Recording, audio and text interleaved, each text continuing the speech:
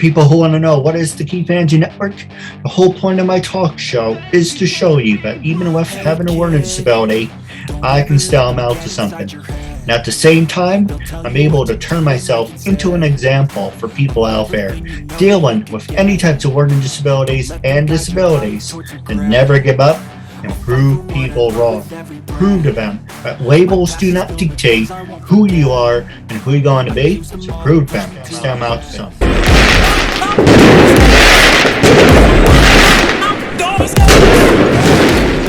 This is Corin Nemec. You might know me from Parker Lewis, Stargate, Supernatural, a host of other things, and a lot of movies coming up.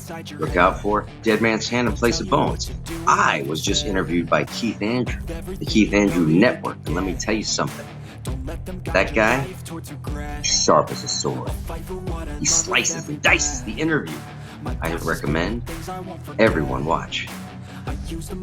As you heard from the recommendation, that is right. We have a big TV star here, only on the Keith Andrew Network. With that being said, you did some amazing things. I have actually wrote down a whole bunch of shows I want to talk to you about. But tell our audience a little bit about yourself. Well, let me put my glasses on so I can see you better. There we go. Well, my name is Corin Nemec, and I started acting at the ripe age of 12 years old. The first feature film that I did was a Francis Ford Coppola movie titled Tucker, The Man and His Dream, where I played Jeff Bridges' son, Noble Tucker, based on the true story about the car inventing pioneer who invented a lot of the first safety devices for cars, including seatbelts, pop-out windows, and rotating lights. So interesting enough. From that point on, I went on and did the last season of the long-lived series Webster with Emmanuel Lewis playing his live-in cousin Nikki Papadopoulos. So Webster and I lived together for a year, and then after that I went on and did a TV special with Eddie Murphy Productions called What's Alan Watching? And it was an incredible TV special with Fran Drescher, Barbara Barry, Peter Michael Getz. I had of course, Eddie Murphy was in it. The critically acclaimed Tommy Schlamme directed it. It was just an incredible project. From there, I went on and did I Know My First Name is Steven, which was a mini series that played a young boy who, based on a true story, a young boy who was kidnapped and held for many years against his will and escaped eventually. I got an Emmy nomination for that. Right after that, I did a feature film called Solar Crisis with Charlton Heston, Jack Palance, Peter Boyle. Great, incredible cast. From there, went on to Parker Lewis Can't Lose. From Parker Lewis Can't Lose, the TV series on Fox, playing the lead character there. Went on to the miniseries The Stand, Stephen King miniseries. I did a bunch of other work in between all of these, of course. These are just some of the highlights. But The Stand was a wonderful project to work on. From in between The Stand and then going on to Stargate. I did a whole bunch of TV movies and independent features and guest spots on TV series, too many to name. Went on to Stargate and then did a recurring role on Supernatural shortly after Stargate.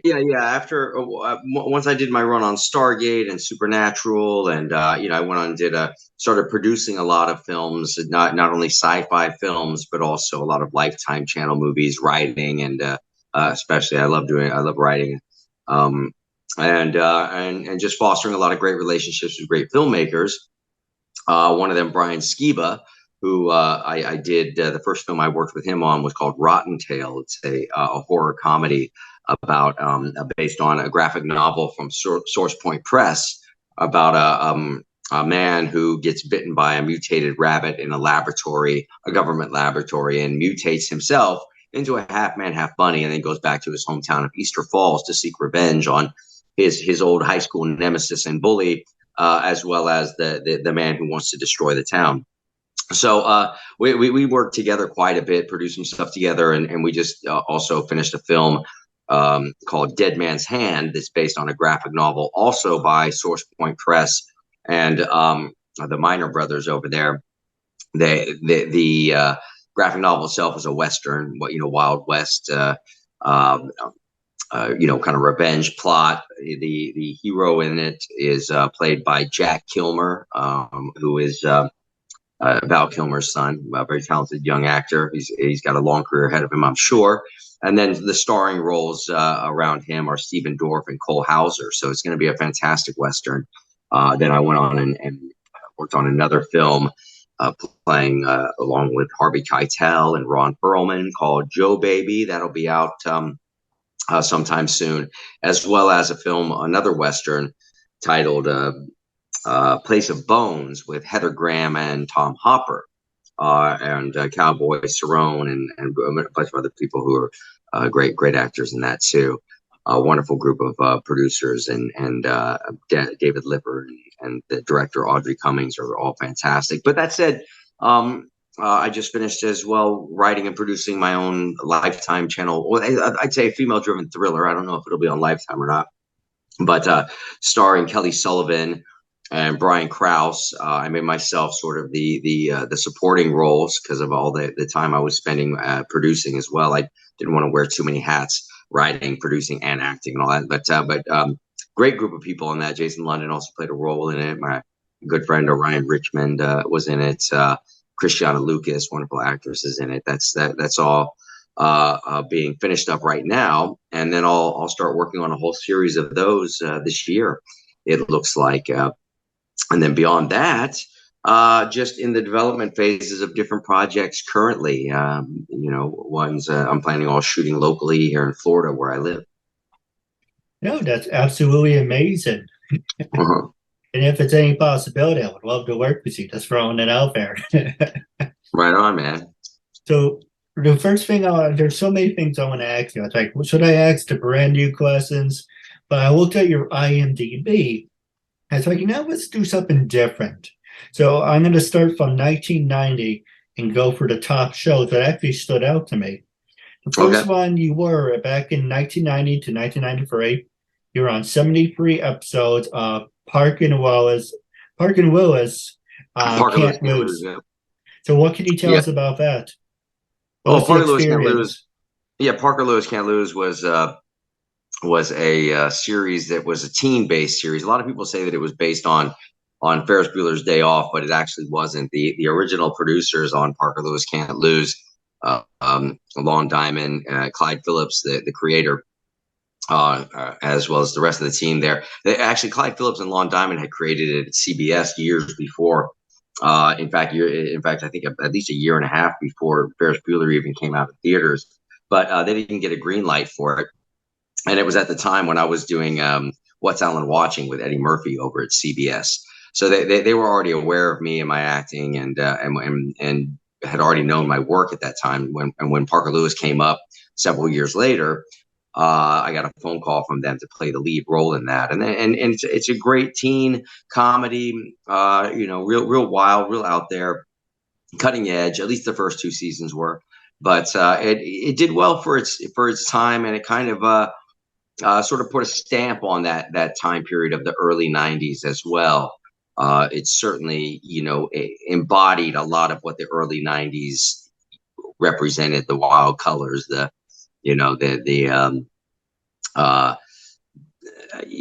music, the new technology that was coming out. All the things were changing from the 80s on. The computer age was upon us.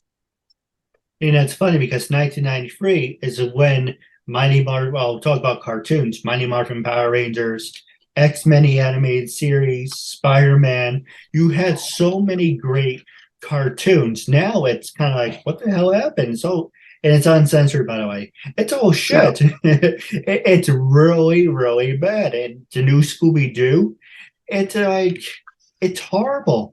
What about the cartoons we grew up on? Even though there are a lot of adult humor in it, if you read in between the lines. But Spider-Man. Yeah, not the direction they're going in. No, and then the expression cheaper is always better. but you get what you pay for. If you got to produce shit, then expect.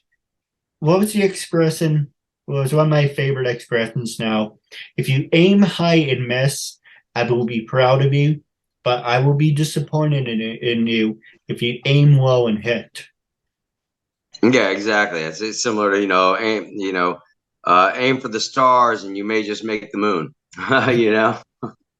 No, you're absolutely right. But at least have Yeah, some heart and passion and do what you do, not do copy and paste. And anyway, we can have a absolutely. whole conversation about that. But Yeah. the next two I want to talk to you about is 1994, 95. You did an episode from Tales from the Crypt, and you were also in Operation Dumbo Drop.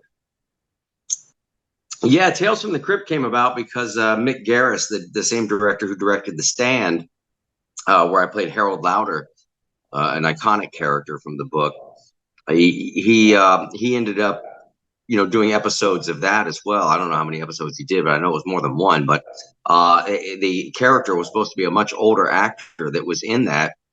It was with Richard Lewis was the lead in that episode, the famous comedian. Just fantastic. Got to work with him, and it's a very good episode. It's an excellent episode. Um, but I play a cartoonist in it, comic book artist rather.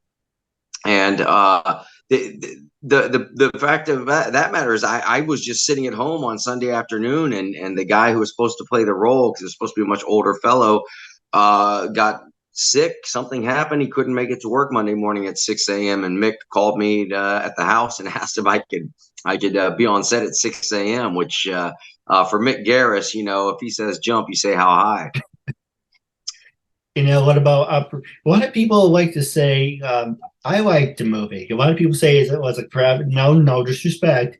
A lot of Yeah, people no, say it wasn't. It was a crappy movie. It wasn't serious, but it was funny. Because who doesn't like elephants? But what I'm going to ask you is the key word in it. It's Dumbo.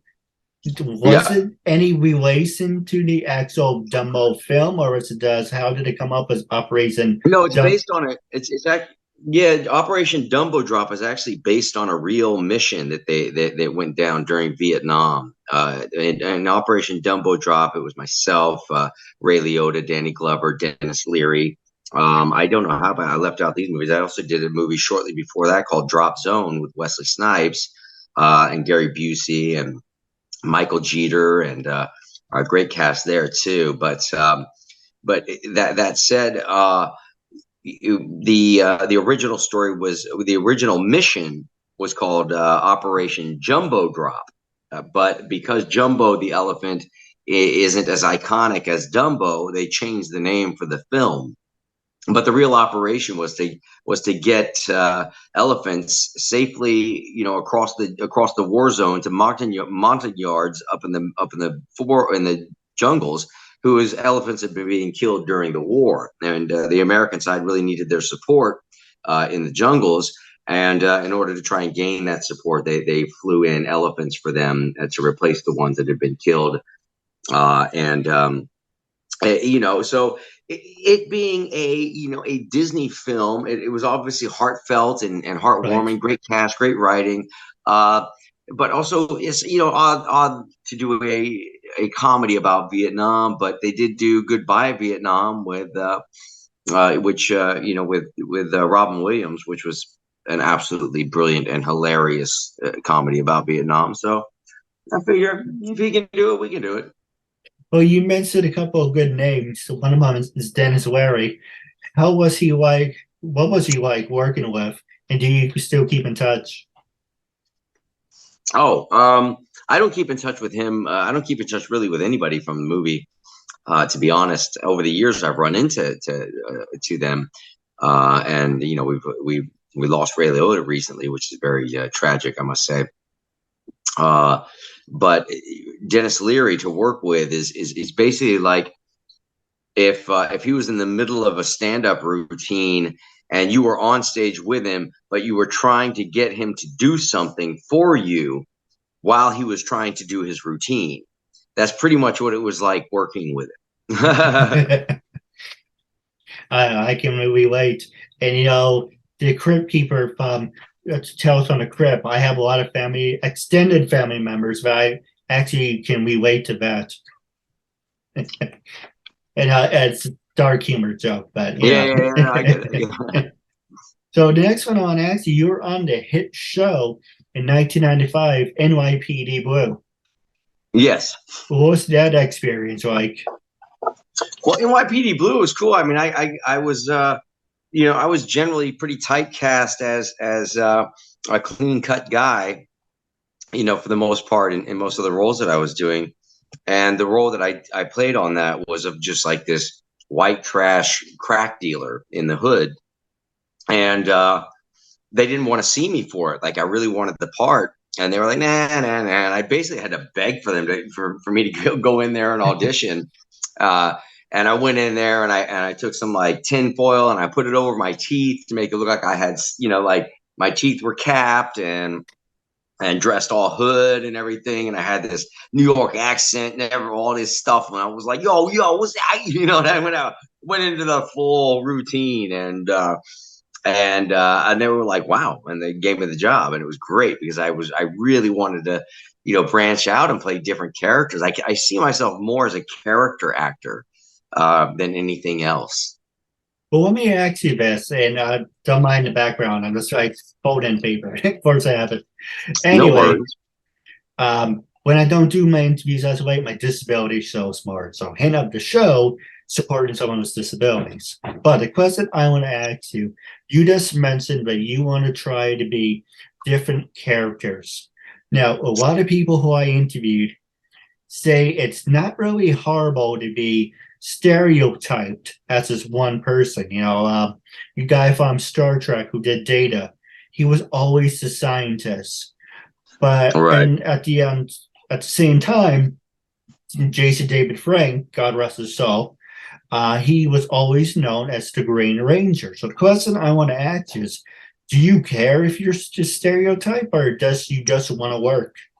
I mean, it depends on a couple of things. I mean, there was a time I was stereotyped, and it was okay. I mean, I worked, a lot, and everything was, everything's been great. I mean, I really haven't gone much time without working in my career, to be honest. But that said, the idea of the stereotype for me as an artist, as an actor,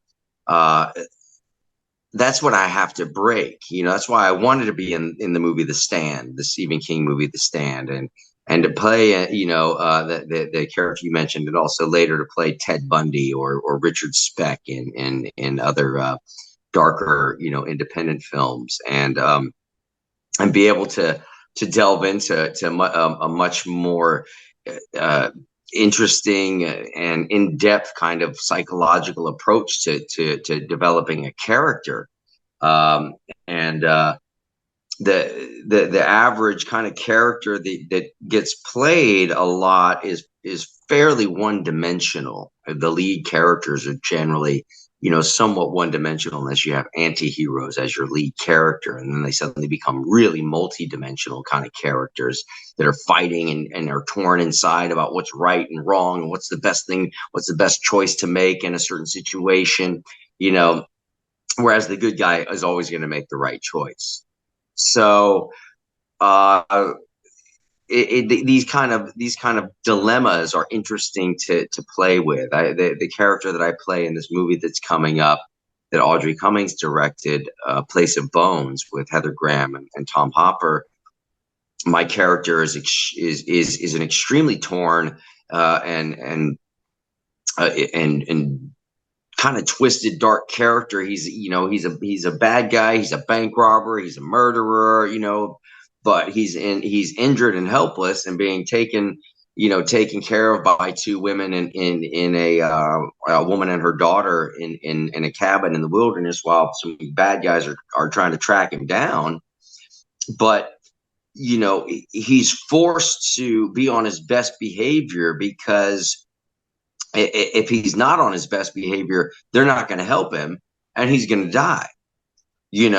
But this guy would just as soon be on his best behavior, as say good morning to a preacher. He's just not. He's not that type. He's Uh, and so the dilemma, like every single word that comes out of his mouth, he's got to be careful not to say something that's going to come back to bite him. And it's a really great piece. It's going to be a very, very wonderful piece. I'm extremely excited about it. The one that I did with the previous one, Dead Man's Hand, I co-wrote that as well with Brian Skiba, the director of it. So writing and producing is something that I'm wanting to do more and more of, and to be able to separate myself from just having to rely on acting as a career choice, and be able to carve my own path, as it were, and be able to write and produce films that I'm not even in.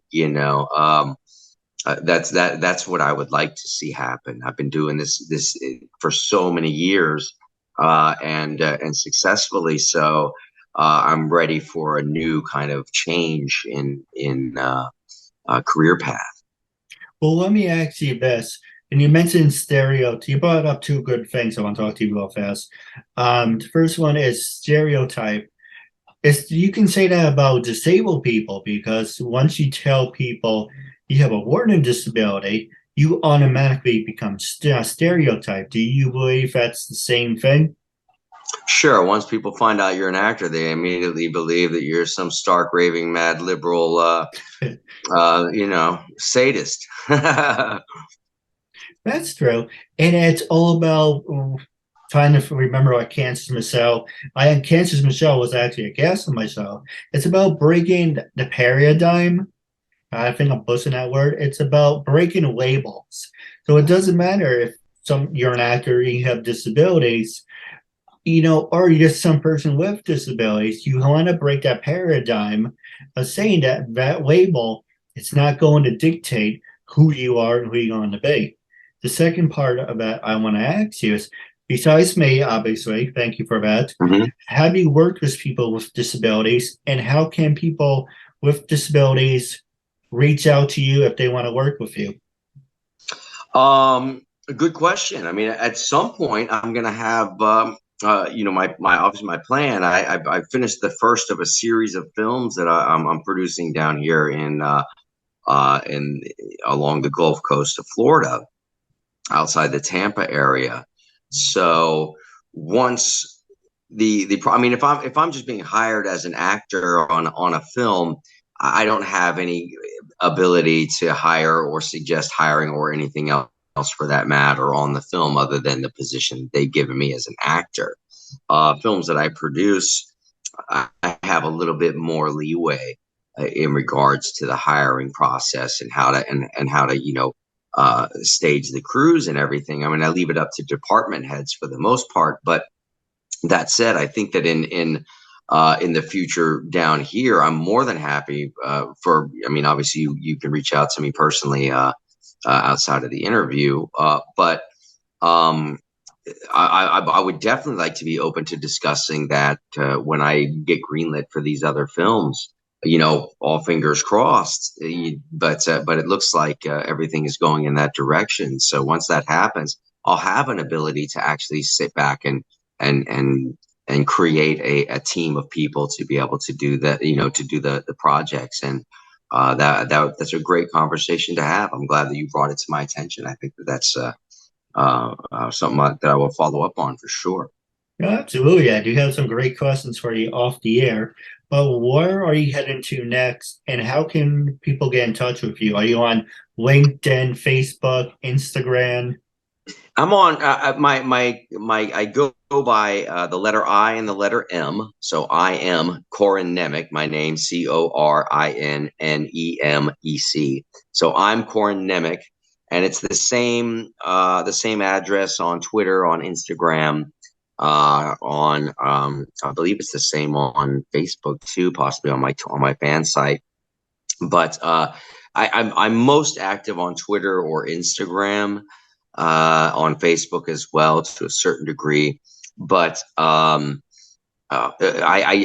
do check in and out on on social media. I can't make my life revolve around the madness of social media. I'm also working on a new screenplay right now based on this really cool book called Money Talks. And though it doesn't look like it, it's kind of a children's book, and it's about animated coins and their relationship with their owners and stuff like that. And, Yeah. and it's going great so far. I'm having an absolute blast with it. It's going to be a very interesting deep dive into the monetary system. I can tell you that for kids. Yeah, absolutely. And you guys like the expression "money talks and bullshit walks."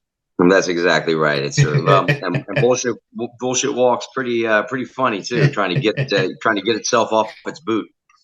No, I agree. Now, I do have a couple questions for you, but the last one I want to ask you, I want you to be brutally honest, and I have no cards up my sleeve.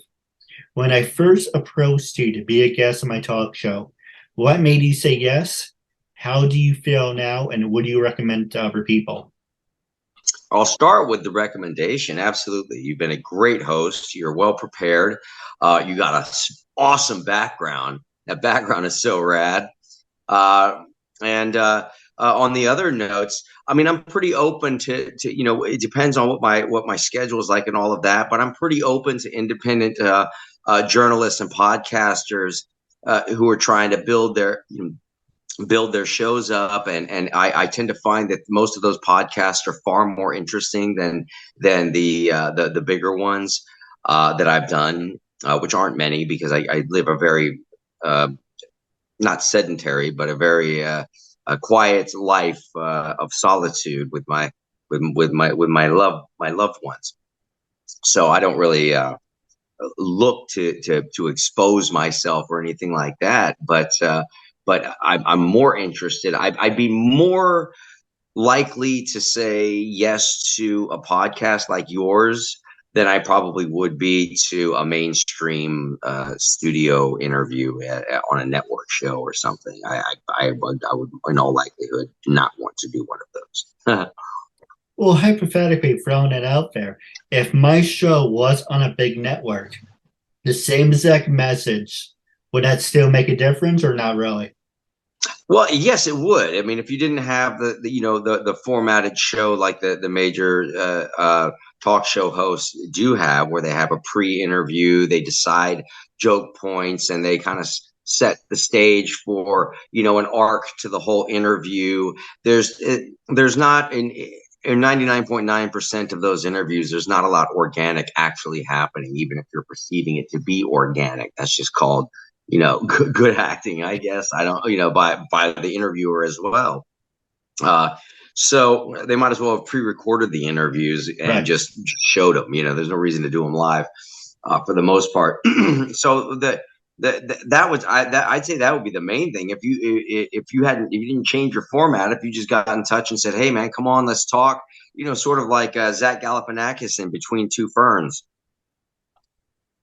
No, absolutely. I do have some great ideas. But wrapping up, this will be aired on all social medias, LinkedIn, Facebook, and there's a top 5, but I'm not going to butcher it. But it will be on Facebook and YouTube. That is definite. Stay tuned for part 2. I'm looking forward to part 2 with you. And just wrapping up, it was a real honor and privilege. So that's why I want to say thank you for your time. My pleasure, brother. Such a great time. Hey kid,